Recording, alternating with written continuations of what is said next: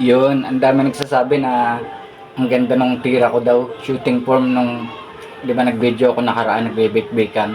Tapos may nagsabi pa na ang galing ko daw mag-finger roll, tapos may galaw naman daw pala. Tangina, mga gago pala kayo eh. Paano kung hindi ako magkakagalaw eh, dati akong MVP. Paano ko magiging MVP kung wala akong galaw? Gago pala kayo. Pero, hindi ko naman sinasadya yun, kusa na sa tao yun na maganda yung tira niya. Kagaya sa akin, tsaka, kagaya ng idol ko, kundi si Jordan o si Kobe, di ba ang gaganda ng tira nila? Pero hindi napapag-aralan yun. Talagang nasa sayo na yun. Kung maganda talaga yung tira mo. Tsaka sa akin, hindi lang maganda, swak pa.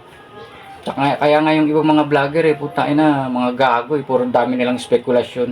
Si Lebron daw, kaliwete daw talaga yun, tapos pre-practice nilang daw magkanan kasi lahat ng gamitin niya daw sa kung ano mang gagawin niya kaliwa, kaya pre-practice daw kanan. Kagaguhan yun, palusot lang yung kanan, talaga tumira yun, hindi mo naman mababago yung tira mo eh.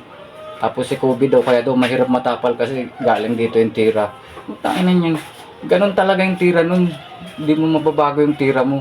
Kagaguhan yung mga spekulasyon na yan eh. Kaya sa akin, hindi ko sinasadya yun, talagang maganda lang tira ko kasi nga kagaya ko yung mga MVP, tas ako rin dating MVP. Yun, parang pagsasayaw lang din yun, di ba?